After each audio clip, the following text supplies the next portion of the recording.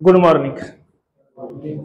बघा, आजच्या लेक्चरला आपण 10th स्टँडर्डचा मॅथ पार्ट फर्स्टचा 4th लेसन आहे फायनान्शियल प्लॅनिंग. तो आज आपण बघणार आहे. फायनान्शियल प्लॅनिंगच्या काही महत्त्वाच्या बेसिक कन्सेप्ट आहे, त्या बेसिक कन्सेप्ट आपण बघू. याच्यामध्ये जवळपास आपल्याला 4 प्रॅक्टिस सेट आहे आणि प्रत्येक प्रॅक्टिस सेट मध्ये साधारणतः 7 ते 8 क्वेश्चन्स वगैरे आहेत. पण एकच प्रॅक्टिस सेट थोडा छोटा आहे. बाकी सगळ्या प्रॅक्टिस सेट मध्ये आपल्याला 7 ते 8 क्वेश्चन विचारलेले. पण हे सर्व क्वेश्चन जे आहेत ते बेसिक इन्फॉर्मेशन आहेत. आणि या फायनान्शियल प्लॅनिंग वरती जो पहिला क्वेश्चन असतो का आपल्या बोर्डाला, एक मार्कांसाठी असतो बघा, फिलिंग द ब्लँक वगैरे असतो किंवा ट्रू फॉल्स वगैरे असतो.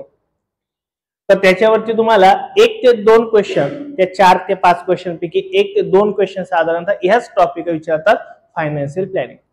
याच्यात कोणते कोणते क्वेश्चन आहे, कोणत्या बेसिक गोष्टी आहे, ते आता आपण आजच्या लेक्चर मध्ये बघणार आहे. तर फायनान्शियल प्लॅनिंग मध्ये फायनान्शियल प्लॅनिंगचा अर्थ काय ते सांगतो बघा. फायनान्सचा अर्थ काय बरं? आर्थिक, पैसे. प्लॅनिंग म्हणजे काय? नियोजन. म्हणजे जिथं पैशाचं नियोजन केलं जातं त्याला फायनान्शियल प्लॅनिंग असं म्हणतात. पण आता ह्या लेक्चर मध्ये किंवा ह्या चॅप्टर मध्ये आपल्याला फायनान्शियल प्लॅनिंग हे टॅक्सच्या संदर्भात दिलेलं आहे. टॅक्स म्हणजे माहिती आहे, आपण ज्याला कर असं म्हणतो. सरकार आपल्याला काही फॅसिलिटी देतं बघा.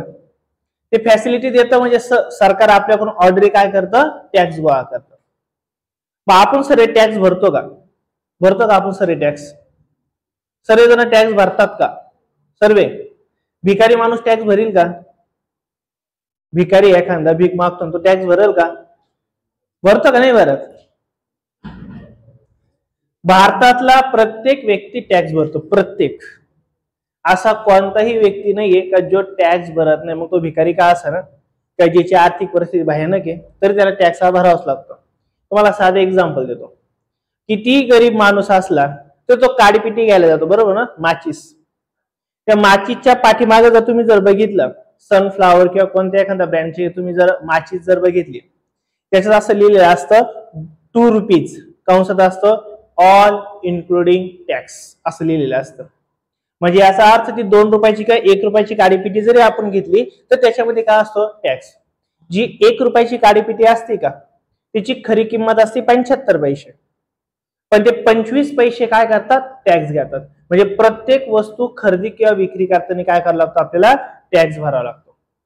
प्रत्येक वस्तूवरती. कोणती वस्तू घ्या, साधा तुम्ही एखादा मोबाईलचा 150-200 रुपयाचा रिचार्ज जरी केला तर त्याच्यावरती टॅक्स असतो. आता तुम्हाला ते लहानपणी आठवत नाही, 5-7 वर्षापूर्वी काय असायचं, 8-10 वर्षापूर्वी 10 रुपयाचा, 20 रुपयाचा, 50 रुपयाचा रिचार्ज मिळायचं. माहितीये का? असं कार्ड भेटायचं छोटं, स्क्रॅच करायचं असायचं 10 रुपयाचं.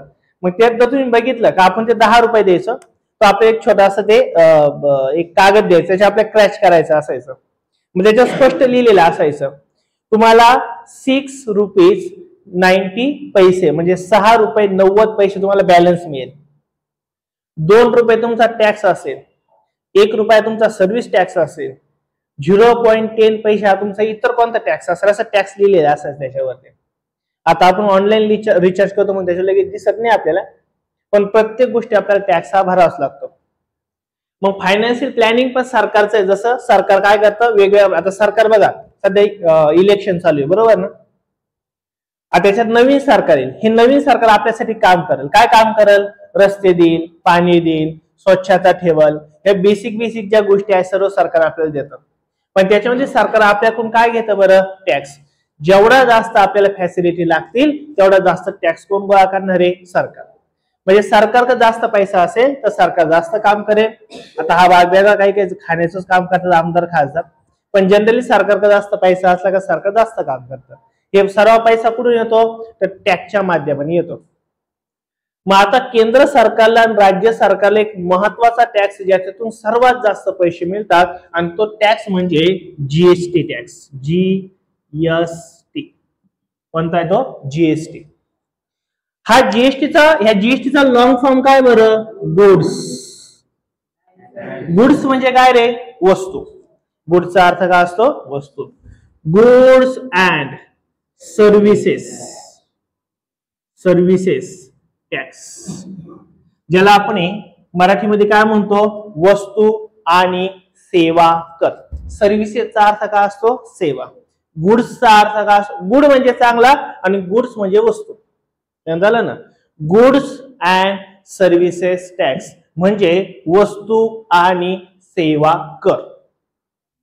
आता याची अंमलबजावणी करण्यासाठी 30 ते 40 वर्षापासून भारतात प्रयत्न चालू होतात का ह्या जीएसटीची आपण अंमलबजावणी करायची. पण भारत एवढा मोठा देश आहे, 130 ते 140 कोटी लोकसंख्या आहे. या सर्वांवरती ऍट अ टाइम जीएसटी लागू करणं पॉसिबल वाटत नव्हतं. परंतु मोदी सरकारने 2014ला सत्तेत आल्यानंतर गुड अँड सर्व्हिस टॅक्स म्हणजे जीएसटी अंमलबजावणीसाठी मोठा प्रयत्न केला, ज्याच्यासाठी लोकसभेत आणि राज्यसभेमध्ये कायदे पारित केले. कायदे तयार करण्याचं किंवा कायदे करण्याचं काम कोण करतं भारतामध्ये? लोकसभा, राज्यसभा, ज्याला आपण संसद म्हणतो. मग 2016-17ला लोकसभेने आणि राज्यसभेने म्हणजे संसदेने एक जीएसटी विधेयक पास केलं, ज्याला आपण जीएसटी ऍक्ट म्हणतो किंवा जीएसटी बिल म्हणतो. हे लोकसभेने आणि राज्यसभेने पारित केलं आणि याची अंमलबजावणी जी सुरू झाली ती अंमलबजावणी सुरू झाली 1 जुलै 2017. याच्यावरती तुम्हाला 1 मार्कला बऱ्याच क्वेश्चन आतापर्यंत विचारलेला आहे. जीएसटी कायद्याची सुरुवात कधी झाली भारतामध्ये? 1 जुलै 2017. 1 जुलै 2017ला जीएसटीची सुरुवात झाली. मग आता जीएसटी हा एक प्रकारे काय बरं? टॅक्स आहे. हा टॅक्स कोण गोळा करतं? तर केंद्र सरकार प्लस राज्य सरकार, ज्याला आपण central government and state government असं म्हणतो.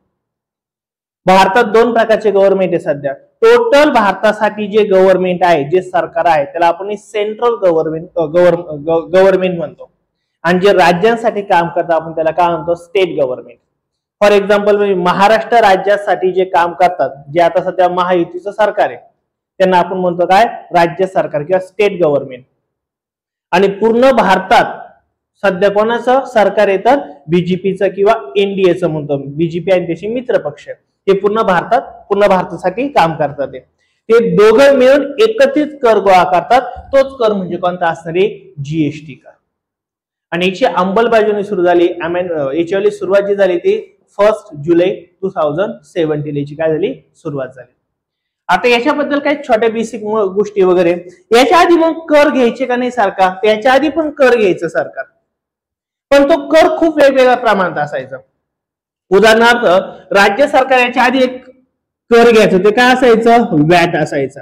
वॅटचा लॉंग फॉर्म आहे व्हॅल्यू ऍडेड टॅक्स, त्याला वॅट म्हणतो. व्हॅल्यू ऍडेड टॅक्स म्हणजे काय?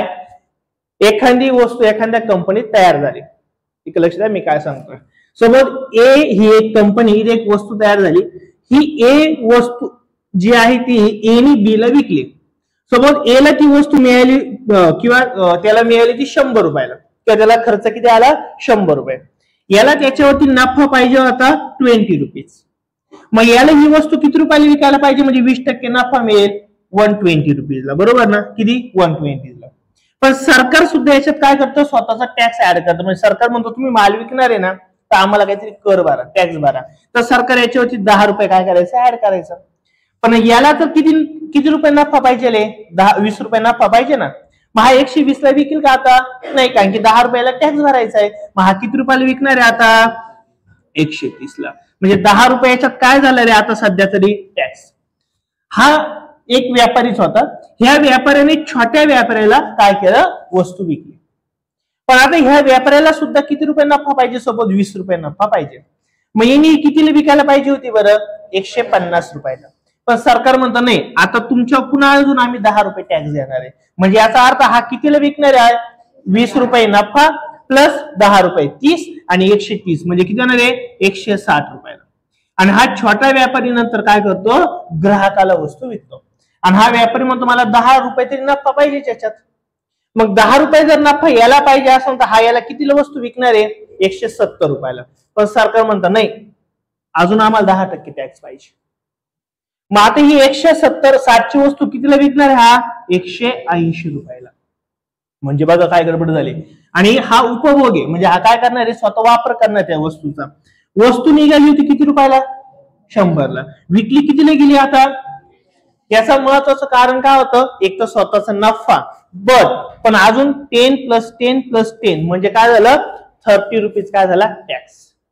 बर, आता तुम्हाला एक सांगतो, या डीनी जर अजून एखाद्याला जर पुढे एखादी वस्तू विकली असती तर सरकारने अजून एक टॅक्स घेतला असता. आणि अशा टॅक्सलाच आपण म्हणतो व्हॅल्यू ऍड टॅक्स. म्हणजे जशी व्हॅल्यू पुढे पुढे जाणार तशी काय जाणार आहे, टॅक्स वाढत वाढत जाणार आहे. वॅट म्हणायचो आपण त्याला, व्हॅल्यू ऍडेड टॅक्स. राज्य सरकार हा पहिले गोळा करायचं. मग आता गडबड बघा काय झाली बरं का. आता ही याला कितीला मिळाली बरं, 180 ला. का, कारण याच्यात किती रुपये टॅक्स गेला, 30 रुपये टॅक्स गेला ना. पण आता जीएसटीचा फायदा काय झाला ते तुम्हाला सांगतो.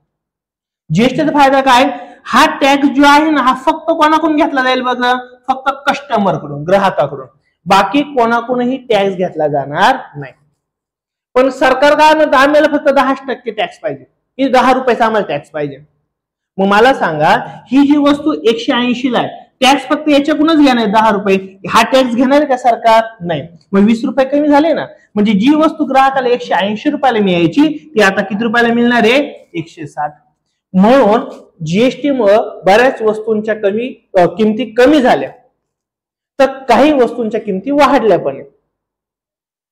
ज्या राज्यांमध्ये व्यापार कमी होता त्यांना जीएसटीचा खूप फायदा झाला, आणि ज्या राज्यांचा व्यापार खूप जोरात होता, म्हणजे अर्थव्यवस्था खूप जोरदार चालू होती, त्या राज्यांना मात्र जीएसटी थोडा फटका बसला. उदाहरणार्थ महाराष्ट्र सारख्या राज्यामध्ये जीएसटीचा थोडा फटका बसला, जास्त किमती द्याव्या लागल्या. तर यूपी, बिहार, मध्य प्रदेश, झारखंड ह्या राज्यांना जीएसटीचा खूप फायदा झाला. कारण की आपली जर वस्तू उत्पादित व्हायच्या तिकडे विकायला जायच्या, मग ते ऍड होत भरपूर टॅक्स जायचा ना. मग आता तो टॅक्स त्यांना काय झाला, खूप कमी झाला. बाहेरच्या राज्यांना त्याचा काय झाला, खूप फायदा झालाय. तर अशा प्रकारे जीएसटी माझा व्याट असेल, अशा बरेच बघा तुम्हाला पेज नंबर 81 वर दिले, खूप मोठ्या प्रमाणात टॅक्स होते. व्याट आहे, एक्साइज ड्युटी आहे, सर्व्हिस टॅक्स आहे, कस्टम ड्युटी आहे, central surcharge and cess आहे, ऑक्ट्रा आहे, एंटरटेनमेंट टॅक्स आहे, लक्झरी टॅक्स आहे, व्याट आहे, सीएसटी आहे, त्यानंतर सीव्हीडी आहे, त्यानंतर एसीडी आहे. असे वेगवेगळ्या प्रकारचे सर्व टॅक्स होते, आणि हे टॅक्स खूप किचकट होते. याचा अभ्यास करायला, याचा टॅक्स गोळा करायला खूप किचकट पद्धत होती. म्हणून सरकारने काय केलं, हे सर्व टॅक्स आता बंद करून टाकले आणि एकच टॅक्स ठेवला, कोणता, जीएसटी टॅक्स. एकच टॅक्स भरा, बाकी कोणते टॅक्स आता भरायचे नाही. नाही तर पहिली अवघड परिस्थिती होती. नाशिक मधून एखादी वस्तू जर आपण खरेदी केली, कधी सिन्नरला जर विकायला आणायची असेल, तर चिडी गाव माहित असेल तुम्हाला, नाशिक रोडच्या अलीकडे चिडी गाव, तिथं पहिलं मोठं काय होतं बरं, एक जकात नाका होता, जकात नाका. ती नाशिकची वस्तू सिन्नरला किंवा सिन्नरची वस्तू नाशिकला विकण्यासाठी ती जकात भरला जायचं. जकात म्हणजे त्याला ऑक्ट्राय म्हणतो, किंवा तो टॅक्स असतो एक. म्हणजे साधी एक 500 रुपयाची वस्तू नाशिकला विकायला न्यायची असेल तर ती जकात भरावं लागायची. मग असं किती टॅक्स सारखं म्हणजे लोकांना भरावा लागायचा. म्हणून सरकारने काय केले, सर्व बंद करून टाकलं आणि एकच टॅक्स ठेवला. आता कुठलाही माल कुठेही विका, काही प्रॉब्लेम नाही, कुणी आपल्याकडून टॅक्स घेत नाहीये. अलग लक्षात, एकदम सुटसुटीत पद्धत जीएसटीची आणलेली. तर तुम्हाला इथं पहिले काय विचारतील, एक तर लॉंग फॉर्म विचारतील जीएसटीचा काय, goods and services tax. Second काय विचारतील तुम्हाला, जीएसटीची अंमलबजावणी कधी झाली, तर कधी झाली, 1 जुलै 2017 ला झाली. सर्व टॅक्स काय झाले आता बंद झाले, त्याच्या जागी काय आला, फक्त एकच टॅक्स आला. नेक्स्ट, आता बघा काही जण जीएसटी काही जण जीएसटी वगैरे काहींचे पालक भरत असतील, जीएसटी वगैरे भरत असतील, तर त्या जीएसटीचा नंबर असतो, काय असतो, एक जीएसटी नंबर. बरेच मोठमोठे तुम्ही मॉलमध्ये वगैरे गेले किंवा मोठ्या दुकानांमध्ये गेले तर त्यांच्या मोठ्या फलकांवरती नाव वगैरे असतं, कोपऱ्याला काय असतो, जीएसटी नंबर असतो. तो जीएसटी नंबर किती अंकी असतो, तर 50. याच्यावर तुम्हाला क्वेश्चन विचारतील, जीएसटी हा किती अंकी नंबर असतो, 15 अंकी नंबर असतो. किती अंकी आहे, 15 अल्फाबेट नंबर असतो. जर कधी तुम्हाला एखादा खोल क्वेश्चन जर विचारला तर ह्या 15 नंबर पैकी पहिले जे 2 नंबर असतात का, काय म्हणतो मी, एकूण 15 नंबर आहे, 1 2 3 4 5 6 असे एकूण किती नंबर आहे, 15. त्यातले पहिले जे 2 नंबर आहे का, ते काय इंडिकेट करतात, तर स्टेट इंडिकेट करतात. State, for example Maharashtra, state indicate करतात. मग जसं जर तुम्ही जर कोणता एखादा बोर्डवरती बघा, कधी ऑब्झर्व करा, सिन्नर मध्ये किंवा नाशिक मध्ये जिथं जीएसटी नंबर आहे का तिथं लिहिलेला असतो पहिले 2 and 7 म्हणजे 27 चा अर्थ झाला की हा कस्टमर किंवा हा जो काही व्यापारी आहे हा कोणत्या राज्यात आहे, महाराष्ट्रात आहे. जीएसटी पहिले 2 नंबर काय इंडिकेट करतो, स्टेट कोणत्या राज्यात आहे. वेगवेगळ्या राज्याचा वेगवेगळा कोड आहे, हा महाराष्ट्राचा कोड आहे, किती आहे 27. असं तुम्हाला एकदा विचारलं जाऊ शकतो. त्यानंतर पुढचे 10 नंबर जे असतात म्हणजे काय 3, 4, 5, 6, 7, 8, 9, 10, 11, 12 म्हणजे टोटल किती झाले 10 नंबर.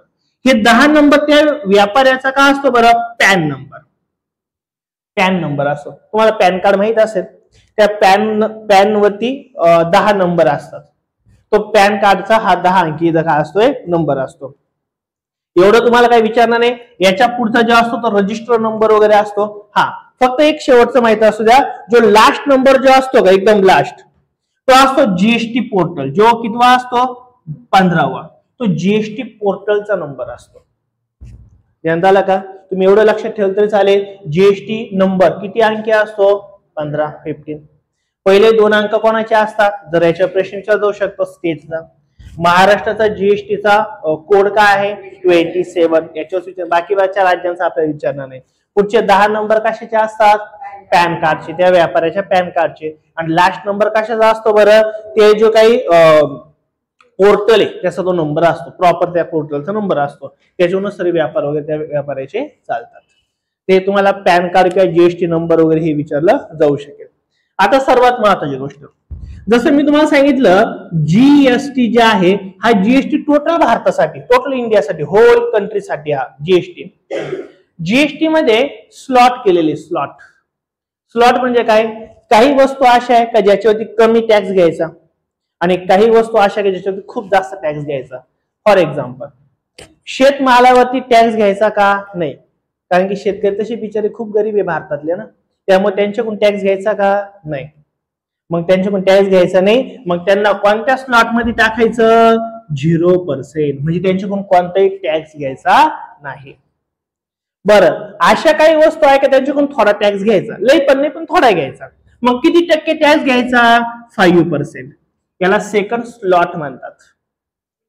त्याच्यानंतर आहे 8%, त्याच्यानंतर आहे 12%, 18% and 28%. सॉरी 8 नाही येणार, 12. हे 5 स्लॉट आहे.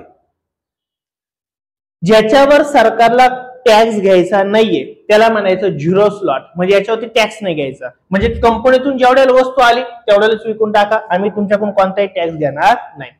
एखादी अशी वस्तू असते उदाहरणार्थ मेडिसिन वगैरे, त्या गरजू पण आहेत पण थोडा टॅक्स घ्यायचा, मग त्याला किती टक्के टॅक्स घ्यायचा 100 रुपयाला 5 रुपये म्हणजे 5%. अशा काही वस्तू आहेत का ज्याच्यावरती थोडा जास्त टॅक्स घेऊ शकतो आपण, मग 100 रुपयाला 12 रुपये म्हणजे 12%. त्यानंतर काय 18% आणि काही ठिकाणी काय डायरेक्ट 28. मग जास्तीत जास्त टॅक्स घ्यायचा. मग जास्तीत जास्त टॅक्स कशावर घ्यायचा, दारूवर. तिला कामाची गोष्ट आहे का नाही. जी आरोग्याला धोकादायक आहे, जी एंटरटेनमेंटची आहे, जे जीवनाला म्हणजे जीवन जगण्यासाठी जास्त महत्वाची नाहीये तरी लोक त्याचा यूज करतात, अशावरती जास्तीत जास्त टॅक्स. फॉर एक्झाम्पल तुम्ही जर पिक्चर पाहण्यासाठी गंगाधर टाकीला जर गेले तर तुम्हाला 5 ते 12% टॅक्स आहे. हा, पण तुम्ही जर नाशिकच्या काय खरं आयरनॉट्स ते काय नवीन आहे हा बर्फी कुठे गेले असतील किंवा तुम्ही सिटी मॉलला वगैरे गेलेले असतील तर मात्र तिथं किती टक्के टॅक्स आहे 28%. पिक्चर तोच आहे, काय जास्त मोठ्या ठिकाणी जायचं तर जात असं ना आम्ही तुमच्याकडून जास्त टॅक्स घेऊ, सरकार असं म्हणतं, कारण तुमच्या का पैसा काय आहे जास्त आहे. अलग लक्षात. तर अशा प्रकारे टॅक्सचे एकूण किती स्लॉट आहे 5 स्लॉट. 0%, 5%, 12%, 18% and 28%. लक्षात येईल का. आणि याची सर्व इन्फॉर्मेशन तुम्हाला पेज नंबर 84 वर दिलेली आहे. तर 0% कोणावर आहे, 5% कशावर आहे, 12% कशावर आहे, 80% कशावर आहे आणि 28% टॅक्स हा कशावर आहे. फॉर एक्झाम्पल बघा 0% कशावर आहे बरं, फूड अँड गेम्स म्हणजे अन्नांवरती. आणि सर्वात जास्त 28% कशावर आहे, लक्झरी आयटम, लक्झरी कार, बरोबर ना, पान मसाला, गुटखे गाटखे, वॉशिंग मशीन, एसी, हे सर्व श्रीमंतांची लक्षणे आहे ना. मग याच्याकडून धपाधप टॅक्स गोळा करायचा. बरोबर ना. तुम्हाला माहिती आहे की गंमत काय, भारताचा अख्खा कारभार 5% लोक चालवतात भारतात. किती टक्के? 5. भारतातल्या 100 लोकांपैकी 5% असे लोक आहेत की जे खूप भयानक टॅक्स भरतात आणि त्याच्यामुळे 70-80% लोकांना फायदा होतो भारतात. आणि जे गरीब लोक आहेत ते कमी टॅक्स भरतात, खूप कमी टॅक्स भरतात. पण काही 4-5% लोक असे जे भयानक टॅक्स भरतात. म्हणजे अंबानी सारखा माणूस, टाटा सारखा माणूस, नाशिक जिल्ह्याचा जेवढा इन्कम नाही का तेवढा तो माणूस फक्त रोज टॅक्स भरतो. एवढा टॅक्स भरतो. विचार करा किती टॅक्स भरत असेल. करोडोंनी टॅक्स भरतात, करोडोंनी. 10-10, 20-20 कोटी रुपये टॅक्स ते एका वर्षाचा भरतात. ते नाही बाकी साधे ते तर लयच भरतात. अक्षय कुमार सारखे माणसं सुद्धा वर्षाला कोटींनी टॅक्स भरतात. एवढा टॅक्स भरतात आणि त्याचा सारा उपयोग आपल्या साऱ्या भारतीय लोकांना होत असतो. ते स्लॉट वगैरे असणारे. सेकंड महत्वाची गोष्ट तुम्हाला सांगतो, जीएसटी. जसं तुम्हाला सांगितलं जीएसटी केंद्र सरकार म्हणजे सेंट्रल गव्हर्नमेंट आणि स्टेट गव्हर्नमेंट दोघं पण अप्लाय करतात किंवा दोघं पण ते घेतात. तर तुम्हाला एक महत्वाचं सांगतो बघा, ज्या ठिकाणी 5% टॅक्स आहे का, जीएसटी किती टक्के? 5%. तर 5% पूर्ण सेंट्रल गव्हर्नमेंटला जातं किंवा फक्त स्टेट गव्हर्नमेंटला येतं असं नाहीये. तर या 5% पैकी 25% जो असतो तो कोणता असतो? Central GST. त्याला आपण काय म्हणतो बरं? सीजीएसटी. आणि 2.5% हा कोणाचा असतो बरं? एसजीएसटी. एसजीएसटी म्हणजे काय रे? State GST. एखादा जीएसटी जर 12% असेल, किती पर्सेंट असेल? 12. त्या 12 पैकी 6% कोण घेणार आहे बरं? सीजीएसटी. सीजीएसटीचं पुन्हा सांगतो, सी म्हणजे काय? सेंट्रल म्हणजे केंद्र सरकार. आणि उरलेलं 6% कोण टॅक्स घेणार आहे बरं? एसजीएसटी. एसजीएसटी म्हणजे काय? स्टेट गव्हर्नमेंट, राज्य सरकार. मग मला सांगा, एखाद्या वस्तू जर 18% टॅक्स असेल तर सेंट्रल गव्हर्नमेंट किती पर्सेंट टॅक्स घेणार आहे? 9%. हाफ ना, काय असणार आहे? हाफ. जर एखाद्या वस्तू उदाहरणार्थ बेर जर आपण विकत घेतली तर आपल्याला 28% टॅक्स द्यावा लागतो. त्यापैकी मग सेंट्रल गव्हर्नमेंट किती घेणार आहे बरं? 40%. आणि स्टेट गव्हर्नमेंट सुद्धा किती घेणार आहे? 40%. लक्षात येईल का? म्हणजे आपण एकदा फॉर्म्युला तयार करू शकतो. कोणता फॉर्म्युला तयार करू शकतो बरं? की central GST is equal to काय असतं बरं? State GST. म्हणजे सेंट्रल जीएसटी स्टेट जीएसटी दोघं पण कशा असणार आहे? नेहमी इक्वल. 2.5, 2.5, 6%, 6%, 9%, 9%, 40%, 40%.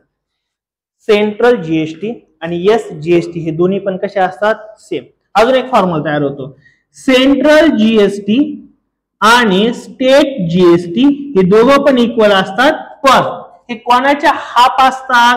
टोटल जीएसटीच्या. टोटल जीएसटीच्या हाफ असतात. बघा ना, टोटल जीएसटी किती पर्सेंट येतं? 5%. त्यातला सेंट्रल किती बरं? 2.5 म्हणजे हाफ झाला का नाही? इथं बघा, एकूण जीएसटी किती बरं? 12%. 12च्या हाफ किती होणार आहे? 6. म्हणजे 6 कोण असणार आहे? स्टेट जीएसटी आणि सेंट्रल जीएसटी. टोटल किती जीएसटी आहे? 28. 28च्या हाफ जर केले तर स्टेट किती होणार आहे? 40 आणि सेंट्रल सुद्धा किती होणार आहे? 40. लक्षात आलं का? नक्की. मग तुम्हाला कसली करायची इथं? जीएसटी म्हणजे काय, कधी त्याच्यावर अंमलबजावणी अमेंडमेंट कधी झाली किंवा त्याची अंमलबजावणी कधी झाली, इम्प्लिमेंटेशन कधी झाली, त्यानंतर स्टेट अँड सेंट्रल टॅक्स कसे असतात आणि ते एकूण जीएसटीच्या किती असतात, हे 4 गोष्टी इथे इम्पॉर्टंट. हे कळेल का सर्वांना? काही डाऊट राहील का? काही डाऊट नसेल तर ही तुम्हाला बेसिक आहे आणि याच्यावरतीच आता आपल्याला काय करायचं आहे? प्रॅक्टिस सेट 4.1 घ्यायचं. मग आता पहिला क्वेश्चन बघा तुमच्या समोर आहे. फर्स्ट क्वेश्चन काय बरं? First question, Pawan medical supplier medicines. एक पवन मेडिकल आहे जे काय करतं? मेडिसिन सप्लाय करते. On some medicine the rate of GST is 12%. काही ज्या गोळ्या आहे, काही ज्या मेडिसिन आहे त्याच्यावरती जीएसटी किती पर्सेंट आहे बरं? 12% आहे. नेक्स्ट काय, Then what is the rate of CGST and SGST? तर सेंट्रल जीएसटी आणि स्टेट जीएसटी किती असणार हे आपल्याला विचारलेले. मग आता बघा फर्स्ट क्वेश्चनचं आन्सर काय आहे. मग आता आपल्याला दिलेलं काय काय बरं इथं रेट ऑफ जीएसटी दिला. काय दिला आपल्याला रेट ऑफ जीएसटी किती पर्सेंट सांगितलं बरं आपल्याला हा 12%. किती सांगितलं आपल्याला हा 12%. आणि क्वेश्चन काय विचारलं बरं आपल्याला रेट ऑफ सीजीएसटी आणि रेट ऑफ एसजीएसटी. मग तुम्हाला मी आता सांगितलेले काय स्टेट जीएसटी आणि सेंट्रल जीएसटी कसे असतात दोघं पण इक्वलच असतात ना. मग सेंट्रल जीएसटी आणि स्टेट जीएसटी हे दोघं पण कसे असतात बरं इक्वल असतात. आणि हे दोन्ही पण आपल्याला काढायचे. आणि हे दोन्ही पण टॅक्स कसे असतात बरं एकूण जीएसटीच्या काय असतात बरं हाफ. एकूण जीएसटीच्या काय असतात हाफ. मग आता आपल्याला एकूण जीएसटी दिलेला आहे. जर तुम्हाला सीजीएसटी किंवा एसजीएसटी असं काही दिलेलं नाही त्याचा अर्थ तो टोटल जीएसटी बरोबर. मग आता सीजीएसटी इज इक्वल काय असतं एसजीएसटी. आणि हे दोन्ही पण टॅक्स कसे असतात जीएसटीच्या हाफ असतात. मग आता आपल्याला जीएसटी किती सांगितलंय बरं इथं 12% अपॉन किती इथं बरं 2. 2 1 2 2 6 जा किती होणार आहे 12 म्हणजे किती होणार आहे 6%. 6% काय आला तुमचा आला सीजीएसटी इज इक्वल काय बरं एसजीएसटी. हे दोघं पण किती आले 6% आणि हेच तर आपल्याला विचारलं होतं. आला ना क्वेश्चन नक्की. एकूण जीएसटीच्या हाफ केल्यावरती आपल्याला काय मिळतं सीजीएसटी आणि अजून काय मिळतं एसजीएसटी. मग तुम्ही खाली सेपरेट लिहिलं तरी चालेल सीजीएसटी इज इक्वल टू 6% आणि त्याच्या खाली लिहिलं तरी चालेल एसजीएसटी इज इक्वल टू 6%. येईल लक्षात. सेकंड क्वेश्चन काय बघू आपण काय बरं second question. Question number 2. Question number काय 2 on the certain article if rate of CGST is equal to 9%. आता गिवन मध्ये काय काय दिलंय बघा सीजीएसटी इज इक्वल टू किती दिलंय आपल्याला 9% दिलेलं आहे. नेक्स्ट पुढे काय दिलंय then what is the rate of SGST आणि विचारलं काय बरं एसजीएसटी किती पर्सेंट आहे. रेट किती विचारलं रेट म्हणजे पर्सेंट. अजून विचारलं काय and what is the rate of GST आणि डायरेक्ट तुम्हाला फक्त काय विचारलं बरं जीएसटी विचारलंय. काय विचारलंय जीएसटी काय क्वेश्चन काय आला. मग आता आपण काय काढू बरं एसजीएसटी काढू. आणि आपल्याला माहितीये एसजीएसटी हा कोणा एवढा असतो बरं सीजीएसटी एवढा असतो सेंट्रल जीएसटी एवढा असतो. आणि सेंट्रल जीएसटी आपल्याला तर दिला ऑलरेडी किती पर्सेंट आहे बरं 9%. म्हणजे याचा अर्थ एसजीएसटी सुद्धा किती होणार आहे 9%. पहिलेच आन्सर आपल्याला मिळालं. सेकंड काय क्वेश्चन विचारला बरं आपल्याला जीएसटी. आणि एक गोष्ट आपल्याला वाटलं तर फॉर्म्युला म्हणून लक्षात ठेवली तरी चालेल. तुम्ही जर तुम्हाला फक्त जीएसटी काढायचं म्हणजे टोटल जीएसटी काढायचं असेल तर काय असतं बरं सीजीएसटी प्लस एसजीएसटी. ह्या दोघांची ऍडिशन म्हणजेच कोण असतं रे टोटल जीएसटी. मग मला सांगा सीजीएसटी किती बरं 9% आणि साहजिक एसजीएसटी सुद्धा किती आहे 9% म्हणजे टोटल जीएसटी किती झाला रे इथं 18%. मग तेच तर आपल्याला काढायचं होतं. सेकंड क्वेश्चन काय आहे जीएसटी किती पर्सेंट ते काढायचं होतं. एकूण जीएसटीचे हाफ कोण असतो रे सीजीएसटी हाफ कोण असतो एसजीएसटी आणि दोघांची ऍडिशन केलं होतं काय मिळतं आपल्याला टोटल जीएसटी. कळालं का सेकंड क्वेश्चन. आता क्वेश्चन नंबर आपल्याला बघायचा आहे थर्ड. बघा तुमच्या समोर क्वेश्चन आहे थर्ड. काय म्हटलंय मिस्टर काय ते reel paint sold 2 tins of luster paint and taxable value of each tin is rupees 2800. म्हणजे रिअल पेंट जे आहे ते काय करतात ते लस्टर पेंट विकतात. एका पेंटच्या डब्याची किंमत किती बरं 2800 रुपीज एका डब्याची किंमत. पण ते किती विकतात ते किती सॉल्ट करता येते 2 करतात. पुढे काय बघू आपण if the rate of GST is 28%. GST किती पर्सेंट याच्यावरती 28% आहे. Then find the amount of CGST and SGST charge on the taxable invoice. आता हे एक्झाम्पल सॉल्व्ह करायच्या आधी मी तुम्हाला महत्त्व सांगतो. एक गोष्ट लक्षात ठेवा, टॅक्सेबल व्हॅल्यूचा अर्थ काय बघा. काय म्हणतो मी? Taxable value. सपोज एखादी वस्तू, एखादी कंपनी, ती एखादी कंपनी जर एखादी वस्तू जर 100 रुपयाला विकत असेल, 100 ला विकत असेल, तर याच्यावरती काहीतरी टॅक्स असेल. सपोज याच्यावरती टॅक्स आहे 18%. म्हणजे याचा अर्थ ह्या मेन व्हॅल्यूवरती किती टॅक्स घ्यायचा बरं आपल्याला?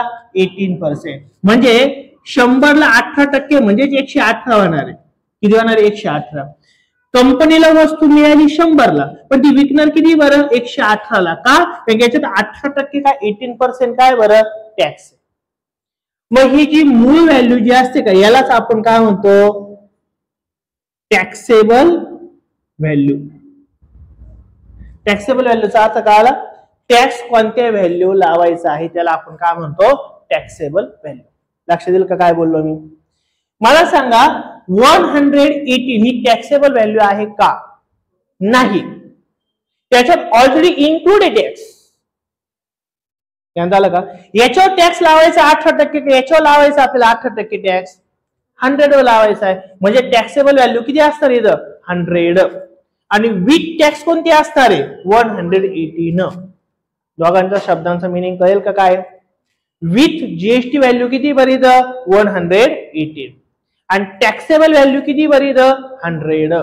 टॅक्सेबल व्हॅल्यू म्हणजे अशी व्हॅल्यू का ज्याच्यावर आपल्याला अजून टॅक्स लावणं बाकी आहे, टॅक्स अजून लावलेला नाहीये. आणि विथ टॅक्स व्हॅल्यूचा अर्थ काय? ऑलरेडी त्याच्यावरती टॅक्स लावून ठेवलेला आहे. लक्षात येईल का काय बोललो मी? मग मला अजून एक सांगतो, एखादा पेन आहे, त्या पेनची व्हॅल्युएबल टॅक्सेबल व्हॅल्यू आहे 24 रुपीज. मग मला सांगा याच्यात टॅक्स इन्क्लूड आहे का नाही? जीएसटी इन्क्लूड आहे का नाहीये? नाहीये. हा, जर मी तुम्हाला असं म्हटलं ह्या पेनची व्हॅल्यू 24 रुपीज विथ जीएसटी, तर आहे का? येस, मग आहे. शब्दात मिनिंग कळलं ना तुम्हाला कसं आहे, कसा यूज होतो त्याच्यावर तुम्हाला एक्झाम्पल सॉल्व्ह करावं लागतात. तो शब्द कळला तर एक्झाम्पल सॉल्व्ह आणण्यात सॉल्व्ह होणार नाहीये. मग आता आपण काय काय दिलं आपल्याला ते बघूया आपण. ओके, बर. आजीला काय काय दिलेलं गिवन मध्ये काय ते आपण बघूयात. गिवन मध्ये काय दिलं? पहिलं काय दिलं बरं? Statement real pen sold 2 tins of the lustre pen and taxable value of each tin is rupees 2800 rupees. मग आता इथं बघा टॅक्सेबल व्हॅल्यू किती असणार आहे बरं? Taxable value of 1 tin is equal to किती असणार आहे? 2800 रुपीज. बरोबर ना? पण तो दुकानदार किती डबे विकणार आहे बरं? 2. एका डब्याची किंमत किती आहे? 2800. मग 2 डब्याची किंमत काढायची असेल तर काय करावं लागेल आपल्याला? Multiply by 2. कितीने मल्टिप्लाय करावं लागेल आपल्याला? 2 ने. मग आपण therefore taxable value of 2 tin is equal to किती असणार आहे? 2800 इंटू किती होणार बरं? 2 होणार आहे. दोघांचं काय करणार आपण? मल्टिप्लिकेशन. काय होईल multiplication? 2 0 me as it is ठेवून देणार आहे, हे 2 0. बरोबर. 2 8 जा किती होणार बरं? 16. 2 2 जा 4. 1 किती होणार आहे? 5. म्हणजे एका डब्याची किंमत जर 2800 तर 2 डब्यांची किंमत किती होणार आहे? 5600 रुपीज. इथपर्यंत कळलं? म्हणजे याचा अर्थ आता हा दुकानदार 2 डबे विकणार, किती रुपये होणार त्याची किंमत? 5600. बट याच्यावरती जीएसटी किती पर्सेंट आहे बरं? 80% सांगितलं ना, सॉरी 28% आहे. किती बरं? 28. Therefore rate of GST is equal किती दिला आपल्याला? 28%. आता हे सर्व आपल्याला गिवन, हे सर्व आपण लिहिलंय. आता काढायचं काय? Find the CGST and SGST. आता आपल्याला CGST काढायचं आणि काय काढायचं आहे? SGST काढायचं. मग आता आपण बघितलं ना मगाशी CGST इज इक्वल टू कोण असतो बरं? SGST. आणि हा एकूण जीएसटीच्या काय असतो रे? हाफ असतो ना. एकूण जीएसटीचे किती असतो? हाफ. म्हणजे टोटल जीएसटी किती पर्सेंट आहे बरं? 28% अपॉन किती होणार आहे? 2. याचा अर्थ 40%. म्हणजे याचा अर्थ हा झाला CGST किती पर्सेंट असणार आहे? 40. येस जीएसटी किती पर्सेंट असणार आहे 40%, कारण की 40 + 40 म्हणजे 28 होईल ना. ओके, मग आता आपल्याला फर्स्ट क्वेश्चन इथे विचारलाय. काय विचारलंय बरं? फर्स्ट क्वेश्चन काय विचारलं आपल्याला? सीजीएसटी काढायचा आहे. काय काढायचं आहे? CGST is equal to CGST किती पर्सेंट आहे बरं? 40%. ही स्टेप इम्पॉर्टंट आहे, ही लक्षात आली पाहिजे. ही 40% जो जीएसटी आहे हा कशावर भरायचा आपल्याला? 5,600 रुपीज वर. मग आता central GST is equal to 40% of taxable value. कशावर असते? Taxable value. टॅक्सेबल व्हॅल्यू हा फॉर्म्युला नेहमी लक्षात ठेवा. टॅक्सेबल व्हॅल्यू वरती किती पर्सेंट जीएसटी बरं? 40%. मग याचं जर कॅल्क्युलेशन जर केलं तर नेमकं सेंट्रल जीएसटी किती रुपये द्यायचा ते आपल्याला निघेल ना. म्हणून इज इक्वल टू 40. तुम्हाला मागं पण सांगितलं, आठवतं का? पर्सेंटेज साइन जिथं जिथं आलं का त्याला काढून टाकायचं, त्याच्या जागी काय लिहायचं? 1/100. आठवतंय का? आठवतंय का नाही? तो मी सांगितलं असं की 10% मिनिंग का असतो? 10/100. आठवतं का? 2-3 वर्षापूर्वी घेतलं होतं आपण असं. आठवत आहे ना? मागच्या वर्षी आठवत की 15% म्हणजे काय? 15/100. दोघांचा मिनिंग एकच असतो, असल्या किंवा असल्या, असल्या किंवा असल्या. मग इथं मी पर्सेंटेज साइन आले म्हटल्यावरती ते पर्सेंटेजचं साइन काढणार आणि डिवाइड बाय किती लिहिणार आपण इथं? 100. ऑफचा मिनिंग असतो मल्टिप्लिकेशन. इंग्लिश मध्ये ऑफ, मॅथ मध्ये मल्टिप्लिकेशन, मराठीमध्ये ची ची असतो. त्यानंतर आलं का? मग इथं ऑफ आल्यावर काय करायचं आपल्याला? मल्टिप्लिकेशन. आणि टॅक्सेबल व्हॅल्यू किती आहे? Taxable value total 5,600 rupees. अलग लक्षात. आता यांचं फक्त आपल्याला काय करायचं आहे तिथं? कॅल्क्युलेशन. मग बघा, हे 2 0 गेट कॅन्सल, हे 2 0 गेट कॅन्सल. मग आपल्याला कोण उरला बरं इथं? 14 × 56. आणि हेच काय मिळणार आहे आपल्याला? सीजीएसटी. मग सीजीएसटी इज इक्वल टू या दोघांचं काय करा? इकडे मल्टिप्लिकेशन बाजूला करून घ्या सर. 40 × काय करायचं आपल्याला? 56. 6 4 जा किती जाणार आहे? 24. 6 1 जा +2 किती जाणार आहे? 8. आता कशाने मल्टिप्लाय करायचं आहे? 5. 5 4 जा किती जाणार आहे? 20. 5 1 जा +2 7. या दोघांची इथं काय नाही जात? इथं ऍडिशन. 4 ला 4, 8 ला 8 आणि इथं काय आहे? 7 ला 7. या दोघांचं मल्टिप्लिकेशन किती आलं? 784 रुपीज. हा काय झाला रे आपला? सीजीएसटी झाला. सीजीएसटी काढायचं होतं आपल्याला.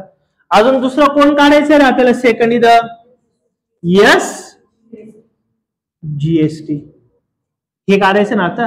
आणि एक गोष्ट आपल्याला माहिती आहे, यस जीएसटी हा कोणा एवढा असतो बरं? सीजीएसटी एवढा. हे तर आपल्याला पहिलेच माहिती आहे. म्हणून therefore S GST is equal to CGST किती आले आपला? 784 रुपीज. याचाच अर्थ झाला की यस जीएसटी सुद्धा तेवढंच असणार आहे. आलं का लक्षात? आणि जर तुम्हाला असं काही विचारलेलं नाहीये, पण जर विचारला असता क्वेश्चन थर्ड वाला, काय विचारला असता? GST on taxable value. म्हणजे आता तुम्हाला कोणता जीएसटी काढायचा आहे? टोटल. आणि टोटल जीएसटी जर तुम्हाला काढायला लावला असता तर तुम्ही काय केलं असतं इथं? मग GST is equal to C GST plus S GST. मग सीजीएसटी किती होता आपला? 784 प्लस यस जीएसटी सुद्धा 784. दोघांची ऍडिशन केल्यावर आपल्याला काय मिळणार आहे? जीएसटी. दोघांची ऍडिशन केलं काय मिळणार? जीएसटी. जर विचारला असता क्वेश्चन तर आपण ते बी सॉल्व्ह केलं असतं. काय असं? 4 + 4 किती होणार आहे? 8. 8 + 8 किती होणार आहे? 16.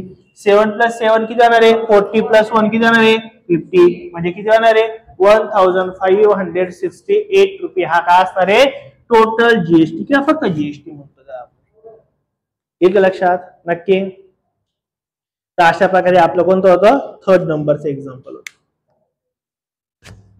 अशा प्रकारे आजचं लेक्चर इथं आपण थांबूयात. पुढच्या लेक्चरमध्ये आपण बाकीचे एक्झाम्पल घेणार आहोत. Thank you so much.